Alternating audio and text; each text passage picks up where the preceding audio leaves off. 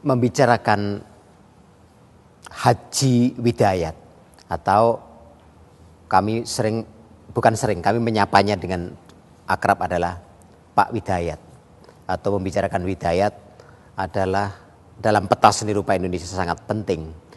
Penting dalam banyak kaitan. Pertama, penting dalam dikaitkan dengan dunia pendidikan tinggi seni rupa di Indonesia.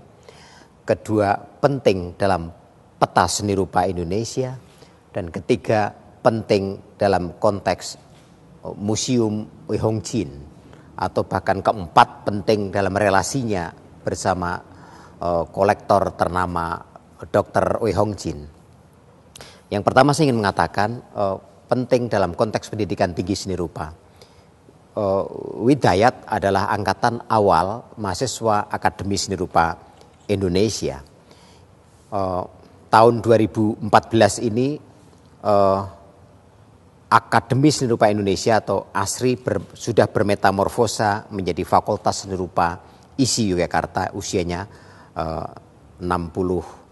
lahir tahun yang diresmikan tahun 1950. Nah, Widayat sebagai seorang mahasiswa yang kemudian mengajar di alma maternya menjadi sosok sangat penting karena Widayat memberi tekanan, memberi tanda dan sebagai penanda penting dalam pencarian corak, dalam cara mengajar dan cara mendorong para mahasiswanya menemukan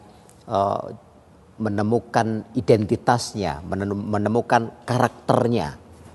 Nah, Widayat tidak banyak memberi contoh dengan kata-kata, tetapi Widayat memberikan contoh dengan bekerja.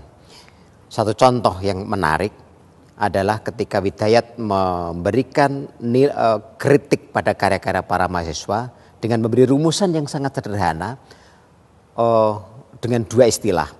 Karya lukisan yang berhasil, kata Pak Widayat, adalah karya yang memiliki kekuatan greng dan ngerenyem. Nah, dua rumus ini tidak mudah diterjemahkan atau barangkali tidak ada padanan katanya. Tetapi melalui sensitivitas, dua kata itu bisa diterjemahkan melalui apa yang dicontohkan oleh Pak Widayat dengan karya-karyanya.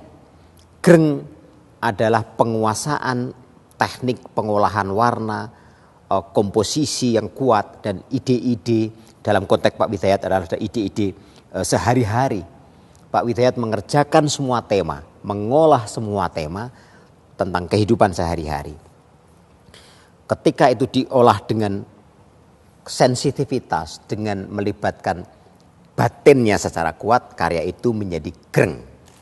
Nah, ngerenyem adalah, saya tafsirkan atau saya terjemahkan melalui contoh-contoh karya yang dibangun Pak Widayat, adalah kemampuan dia mengolah seluruh elemen menjadi kesatuan yang padu padan. Pak Widayat melalui karya-karyanya adalah contoh yang sangat menarik bagaimana beliau bagaimana Pak Widayat menaklukkan seluruh elemen-elemen dalam lukisannya. Garis, warna, bidang, tekstur, komposisi, semua dia taklukkan di atas kanvas. Jadi kita berhadapan dengan karya Widayat adalah berhadapan dengan satu karya yang utuh. Tak ada bidang yang tidak dia sentuh. Seluruh bidang dia sentuh dengan melibatkan emosi yang dalam. Pak Widayat menjadi peletak dasar nilai-nilai itu. Pak Widayat menjadi teladan. Pak Widayat menjadi pionir bagaimana mendorong mahasiswa dan bagaimana menemukan identitas. Itu membicarakan Pak Widayat dalam konteks pendidikan tinggi seni rupa. Pak Widayat penting dalam peta seni rupa Indonesia. Jelas menyebut seni rupa atau membicarakan seni rupa Indonesia tak bisa tidak menyebut nama Widayat. Corak atau gaya yang dihasilkan Pak Widayat bisa dikatakan otentik.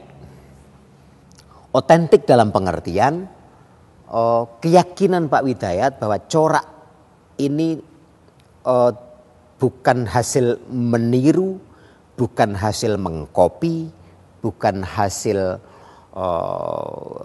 yang lain, kecuali adalah upayanya secara independen, upayanya secara otentik menemukan bentuk-bentuknya, menemukan warna-warna yang dia olah. Kritikus senior almarhum Sudarmaji menyebutnya sebagai dekora magis. Tema-tema yang diolah Pak Widayat, tema-tema yang sangat beragam. Kalau mengatakan seniman atau pelukis memiliki identitas, adalah identitas dalam hal cara Pak Widayat mengkonstruksi seluruh bangunan lukisan itu. Bukan dalam hal tema, bukan dalam hal bentuk. Pak Widayat bisa mengolah semua bentuk, bisa mengolah semua tema, bisa mengolah tema sehari-hari yang realistik maupun yang fiksi. Yang realistik apa misalnya? Tema pasar sehari-hari, dunia dalam, hutan, itu realitas. Apa yang fiksi? Banyak. Pak Widayat punya imajinasi seperti di belakang saya. Kapal Nabi Nuh itu fiksi atau sejarah. Hal-hal yang fiksi atau yang realitas sehari-hari dia olah, dia garap, sama intensitasnya, sama keterlibatan emosinya, tidak ada perbedaan. Nah, ini yang menarik. Artinya dalam konteks sejarah seni rupa, dalam konteks seni rupa Indonesia maksud saya, Pak Widayat adalah nama penting yang tidak bisa dilupakan. Oke, mengkaitkan nama Widayat dengan Dr. Wei Hong Jin atau institusinya Museum OHD, Museum Wei Hong Jin. Saya ingin mengatakan jauh sebelum museum ini lahir sudah terbangun relasi antara seorang Wei Hong Jin dan seorang Widayat. Komunikasi keduanya saya kira komunikasi personal yang saya tidak tahu apakah keduanya waktu awal-awal membangun komunikasi membayangkan tentang institusi museum. Tapi jelas posisinya seorang Dr. Wei Hong Jin adalah seorang kolektor dengan segala passionnya, dengan segala semangatnya, dengan segala petualangan pengalaman visualnya. Sementara seorang Widayat adalah seniman yang penuh dedikasi, yang meminjam istilah orang Bali, seniman dalam kapasitas bakti yoga, menyerahkan semuanya kepada profesinya. Nah, pertemuan keduanya ini menarik karena sangat erat, saling memahami dan saling percaya. Relasi ini saya kira yang semakin sekarang semakin surut.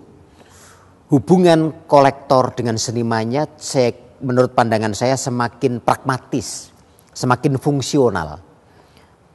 Kolektor membutuhkan karya dan seniman membutuhkan kebutuhan praktisnya. Sementara hubungan seorang Wei Hong Jin dan seorang Widayat, saya kira hubungan benar-benar hubungan personal, hubungan kekerabatan yang sangat dekat. Nah, karena itu saya tidak heran atau sekaligus juga mengaguminya bagaimana Pak Hong Jin pada akhirnya memiliki koleksi karya-karya Pak Widayat hampir lengkap. Sementara saya juga tidak heran tapi sekaligus menghormatinya bagaimana Pak Widayat mempercayakan karya-karya itu disimpan oleh Pak Hong Jin. Nah, hubungan ini saya kira yang menjadi pelajaran menarik bagaimana seharusnya hubungan antara kolektor dengan seniman dibangun. Nah, dari hubungan itu kemudian kita bisa merefleksi pameran yang diselenggarakan di Museum OHD adalah penjelasan atau konfirmasi atau afirmasi dari apa yang saya katakan. Bagaimana Dr. Wei Hong Jin memiliki semua koleksinya dengan lengkap. Karya-karya yang barangkali tidak banyak atau belum pernah dilihat oleh masyarakat luas ada dalam pameran ini. Nah, ini pameran penting, pameran bagaimana kita melihat seorang Widayat, melihat pencarian seorang Widayat, petualangan estetik dan artistik seorang Widayat, hadir nyaris utuh dalam ruangan museum ini. Sementara sekaligus pameran ini juga menunjukkan bagaimana hubungan personal mereka, kedekatan mereka, dan bagaimana passion seorang Dr. Oey Hong Jin dalam mengoleksi dan berkomunikasi, memiliki karya-karya yang banyak tidak kita lihat di ruang publik yang lain, tapi tersimpan di sini. Penting saya kira untuk dicatat, pameran ini sesegera mungkin menurut saya menantang untuk munculnya atau dikonversi menjadi produksi pengetahuan. Itu saya kira yang harus segera dilakukan, dan ini menjadi tantangan yang konkret bagi para peneliti, bagi para kritikus, bagi para pengamat untuk melihat dengan seksama pameran ini, untuk melihat ulang seorang Widayat, menimbang ulang seorang Widayat, melihat dengan kritis karya-karya yang diproduksi. Karena saya kira celah yang kosong dari seni rupa kita, seni rupa Indonesia adalah produksi pengetahuan yang intens. Produksi pengetahuan yang dibangun berbasis riset dengan sungguh-sungguh.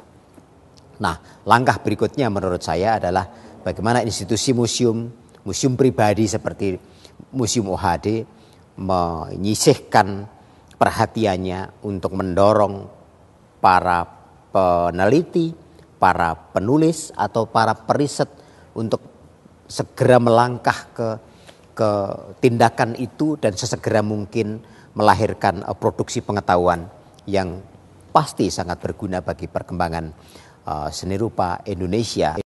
Dari pameran ini kemudian sudah waktunya semua pihak berpikir, atau khususnya institusi museum seperti Museum OHD, mendorong para peneliti, mendorong para pengkaji, para penulis, para pengamat untuk memproduksi pengetahuan berbasis riset dengan sungguh-sungguh untuk mengisi celah kekosongan peta seni rupa Indonesia atau bahkan peta seni rupa dunia. Kita punya perkembangan tersendiri, dan inilah saatnya kita hadir dalam pergaulan antar bangsa dengan percaya diri yang lebih besar. Saya kira itu yang bisa saya sampaikan.